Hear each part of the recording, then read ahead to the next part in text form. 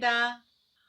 코로나로 인해서 모두가 다 어려운 처지에 놓이게 되었습니다. 어느 본당 신부님께서 강론 중에 이런 말씀을 하셨다고 합니다.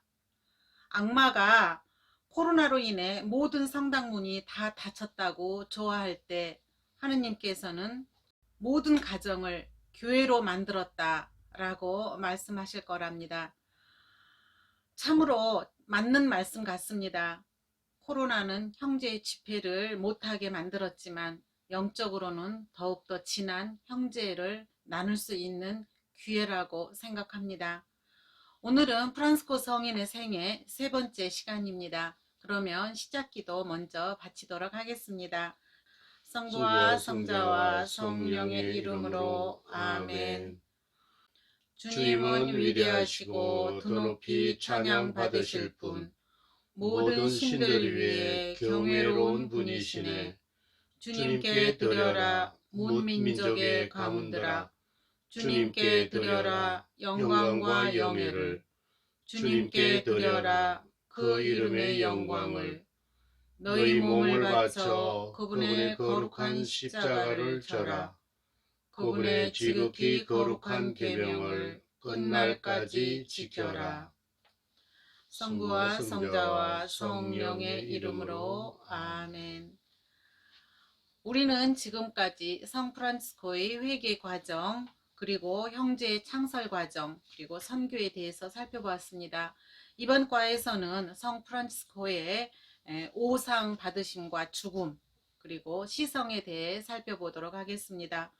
그러면 사부님의 생애 오상 받은 부분부터 영상으로 만나보도록 하겠습니다.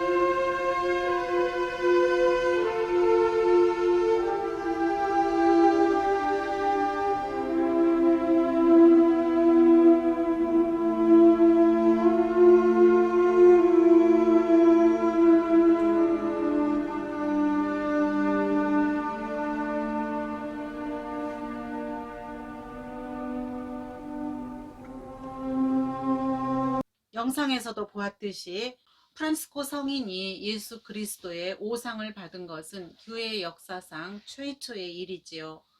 제2의 그리스도라고 불릴 정도로 예수 그리스도의 발자취를 따랐던 프란시스코에 대한 주님의 응답이 바로 오상이라고 하겠습니다.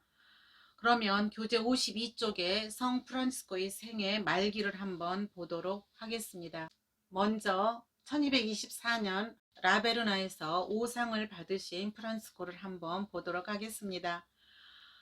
프란시스코가 죽기 2년 전인 1224년 8월에 성 미카엘 대천사 축일을 기념하기 위해서 라베르나로 갔습니다. 라베르나는 올란도 백작이 기증한 산으로 프란시스코가 5번이나 찾았던 곳입니다. 라베르나에는 프란시스코의 흔적들이 매우 많지요. 그 중에서 무엇보다 우리에게 잘 알려진 것은 성 프란시스코가 거기에서 주님의 오상 성은을 받은 장소라는 것입니다. 프란시스코는 9월 십자가 현양 축일에 순환에 대한 묵상 기도를 하고 있었습니다. 사랑하는 예수님, 당신께서 가장 괴로웠던 순환 시간에 그것을 견뎌내실 만큼 불타올랐던 넘치는 사랑을 제 마음에 할 수 있는 한 많이 느끼게 해 주소서라고. 프란스코는 평소에도 예수님의 순환에 대한 깊은 묵상을 많이 했고 신심도 매우 컸습니다. 성 다미아노 성당의 십자가에서 주님의 말씀을 들은 이후로 프란스코는 십자가의 예수님, 순환하신 예수님에 대한 끊임없는 묵상으로 눈물이 마를 날이 없었다고 합니다. 그는 자주 예수 그리스도의 순환에 대한 사랑의 마음이 불타오르곤 했답니다. 라베르나에서 이렇게 순환에 대한 깊은 묵상을 하고 있는 프란치스코 앞에 세라핌 천사의 형상을 한 이가 나타났습니다. 그 사람은 예수님처럼 십자가에 못 박힌 형태로 있었죠. 세라핌 천사의 두 날개는 머리 위로 펼쳐져 있었고 가운데 날개는 나르려는 듯이 펼쳐져 있었습니다. 그리고 나머지 두 날개는 온 몸을 이렇게 감싸고 있었죠. 이런 환시가 사라진 후에 프란스코는 순환에 대한 더욱더 불타는 열정이 솟아올랐습니다. 그런데 세라핌 천사 안에 있었던 5상처가 자기 몸 안에 각인되고 있다는 것도 느꼈습니다. 프란치스코에게 이상한 일이 일어나게 된 것이죠. 첼라노 전기에 의하면 손과 발에는 못자국과 같은 형상이 나타났습니다. 안쪽에 못이 바깥쪽으로 나와서 살이 두툼하게 솟아올랐다는 것이죠. 옆구리에는 창이 찔린 듯한 상처가 나 있었고요. 상처는 모두 고통을 수반하고 있었습니다. 프란스코는 극심한 고통 중에서도 순환의 사랑이 불타올랐었고 이 오상성은 죽을 때까지 프란스코에게서 떠나지 않고 각인되어 있었습니다. 하지만 프란스코는 이 신비로운 상처가 다른 이들에게 알려지는 것을 원하지는 않았습니다. 이런 일이 정말 일어났다는 것이 너무나 놀라운 일이었죠. 하느님의 신비에 우리는 그저 입이 다물어지지가 않습니다. 그렇습니다. 그러나 우리가 성 프란치스코의 오상에만 심취해 있는다면 그것은 프란치스코가 원하지 않는 일일 뿐만이 아니라 예수 그리스도께서도 안타까워하실 일입니다. 그러면 프란치스코의 오상은 어떤 의미가 있을까요? 프란치스코의 오상은 순환하신 그리스도를 닮도록 자신을 완전히 변화시키는 의미를 지니고 있습니다. 즉 그리스도의 케노시스, 자기 비허의 의미를 지닌다는 것이죠.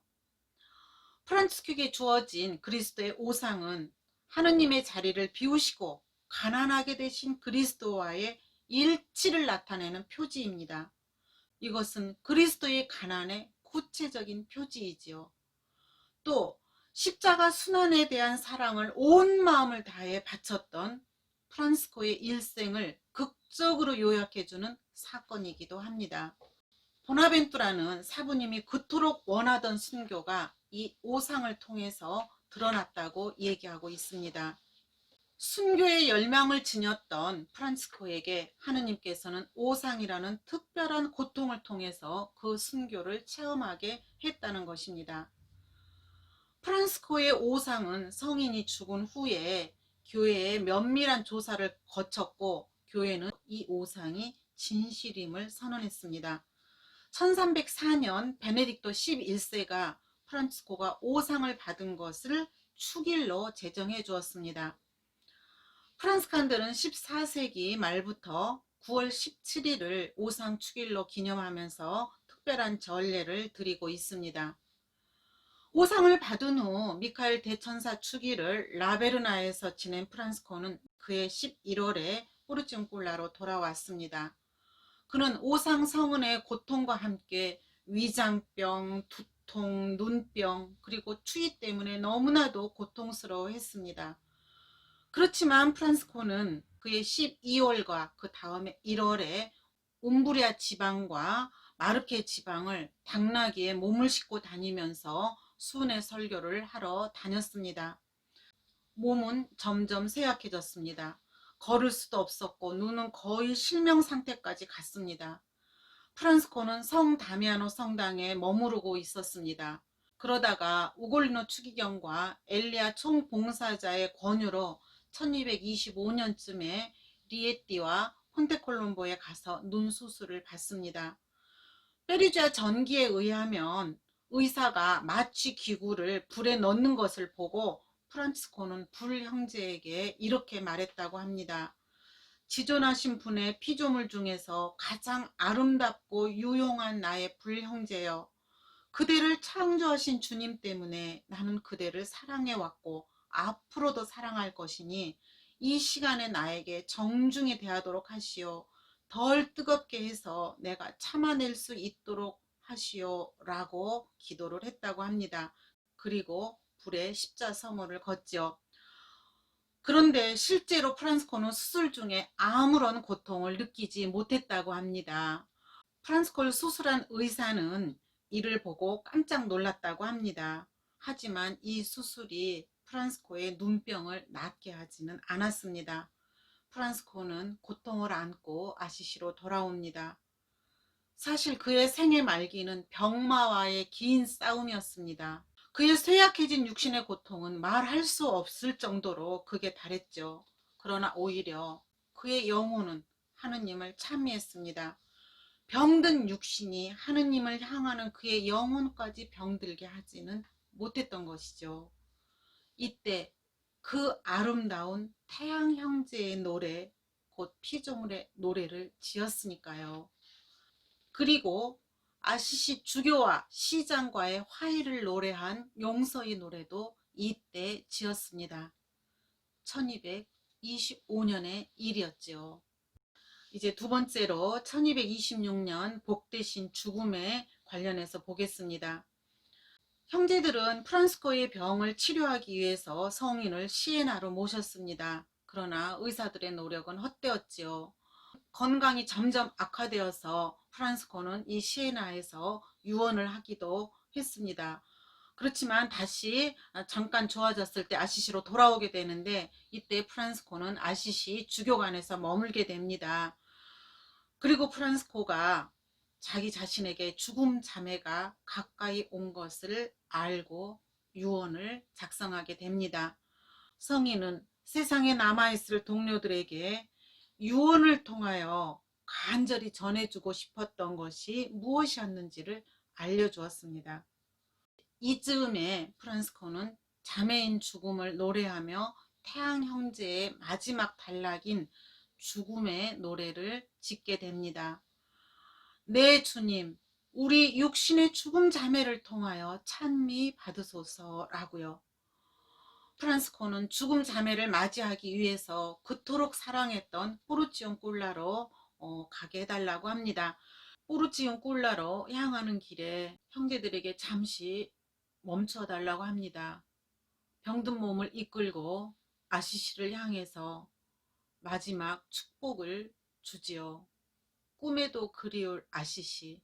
프란스코는 이렇게 아시시와의 이별을 구했습니다. 포르치온 콜라에 도착한 프란스코는 죽음 자매를 맞이하기 전에 예수께서 제자들을 극진히 사랑하셨듯이 형제들을 불러 모아 축복해 주셨습니다.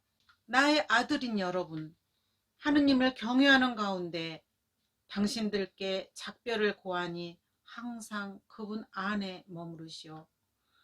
나는 이제 하느님께로 가며 당신들 모두를 그분의 사랑에 맡깁니다. 이렇게 형제들을 축복한 성인은 10월 3일 해질 무렵에 시편 142편인 목소리 높이어 부르짖나이다 소리소리 지르며 주님께 부르짖나이다 라고 큰 소리로 읊었습니다. 그리고 나서 주님의 죽으심과 일치하고자 했던 프란스코는 간절한 원해를 형제들에게 말합니다. 그것은 예수님과 똑같이 옷을 벗은 채로 죽음을 맞이하게 해달라는 것이었습니다. 형제들은 프란스코의 옷을 다 벗기고 맨 바닥에 뉘었습니다. 프란스코는 복음서를 가져와서 요한복음 13장 1절 파스카 축제가 시작되기 전 예수님께서는 이 세상에서 아버지께로 건너가실 때가 온 것을 아셨다라는 부분을 읽어달라고 했습니다. 프란스코는 이렇게 이 복음 말씀을 들으면서 하느님 아버지께로 건너갔습니다. 프란스코가 회개한 지 20년째 되는 해였고 그의 나이 44살이었습니다. 프란치스코의 장례는 그야말로 성대하게 치러졌습니다. 그가 살아있을 때부터 이미 프란치스코는 성인으로 추앙을 받고 있었고 아시시 시민들은 그의 장례가 아시시에서 치러지는 것을 매우 자랑스러워 했죠. 아시시로 돌아가는 길에 프란치스코는 성 다미아노 성당에 들르게 되었습니다. 생전에 클라라를 만나겠다고 했던 약속을 지키기 위해서지요. 비록 죽음으로 만났지만 클라라와 프란스코는 서로 영적인 교감을 나눴을 것이고 클라라 수녀원에 있었던 다른 자매들도 프란스코와의 아쉬운 이별을 했습니다. 프란스코의 유해는 이렇게 아시시로 돌아왔습니다. 프란스코의 유해는 그가 어릴 때부터 다녔던 성 조르조 성당에 안치되었다가 성 프란스코의 대성당이 완공되고 또 시성이 된 이후에 1230년에 현재 있는 무덤에 안치되었습니다. 그러면 두 번째 단락 성 프란시스코의 시성에 대해서 살펴보도록 하겠습니다. 먼저 1228년 성 조르조 성당에서의 시성 부분 보도록 하겠습니다. 1227년 3월 19일에 형제회의 보호자인 우골리노 추기경님이 그레고리오 9세 교황으로 선출이 되었습니다. 교황은 그해 즉 1227년 4월 29일에 프란치스코를 공경하기 위한 대성당을 짓도록 모든 신자들의 도움을 청하는 칙서를 발표합니다. 그리고 그 이듬해인 1228년 7월 16일에 프란치스코를 시성하게 됩니다. 시성은 성 조르조 성당, 지금은 성 클라라 대성당이죠. 그 성 조르조 성당에서 프란치스코를 시성하였습니다. 조르조 성당은 성인과 관계가 깊지요. 성인이 어린 시절에 다니던 학교가 조르조 성당 안에 있었고 프란치스코가 이 성당에서 설교를 했었습니다. 이 성당에서 한 설교를 클라라가 듣고 출가를 결심하게 되지요. 그리고 이렇게 시성식도 이곳에서 거행하게 된 것이죠. 조르조 성당에 안치되어 있었던 성인의 유해는 프란시스코 대성당이 완공되면서 대성당으로 이전하게 됩니다. 성인의 유해는 1230년 5월 25일에 대성당 제대 아래에 모셔졌고 현재에 이르고 있습니다. 성인의 유해가 조르조 성당에서 프란시스코 대성당 아래층으로 옮기는 행렬은 매우 성대했습니다. 전 세계에서 달려온 2000여 명의 작은 형제들 외에도 고위성직자들 그리고 아시시 시민 외에도 인근에 있는 주민들까지 모두 참석을 했었지요. 그리고 또 시신이 혹여 도난이나 훼손될까봐 무장한 기사들까지 참석을 했었습니다. 성인의 무덤은 대성당 주제대 밑에 안치되었고 무덤으로 향하는 비밀 복도가 만들어졌습니다. 1476년에 교황 식스토 4세는 이 비밀 복도의 문을 폐쇄하라고 명령을 내립니다. 중세에는 성인 성녀들의 유해 공경이 매우 컸었죠. 그래서 프란시스코 성인 유해가 온전하게 보존되지 못할까봐 내려진 조치가 아닐까 이렇게 생각을 하고 있습니다. 그러다가 유해의 매장 장소는 점점 사람들로부터 잊혀지게 되었고 그 후에도 몇 번 유해를 발굴하려는 노력이 있기는 했었지만 1818년 12월 12일에서야 유해 발굴이 이루어져서 세상에 알려지게 되었습니다. 성인의 유해는 조각조각 나눠지지 않은 채 현재 무덤 안에 온전히 모셔져 있게 된 것이지요. 비오 10세는 장엄 서한으로 이 유해가 성 프란시스코의 유해임을 확인해 주었습니다. 이렇게 성 프란시스코의 오상과 시성에 대해서 살펴보았습니다. 이제 프란시스코의 생애를 마치면서 다시 한번 성 프란시스코의 오상을 생각해 보았으면 좋겠습니다.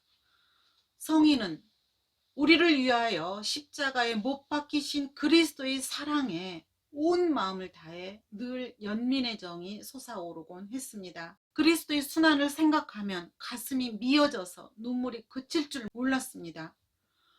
이런 성인의 열정에 예수 그리스도께서는 오상 성은으로 선물을 주셨습니다. 프란스코는 비로소 그리스도의 고통에 완전히 동참하게 된 것이죠.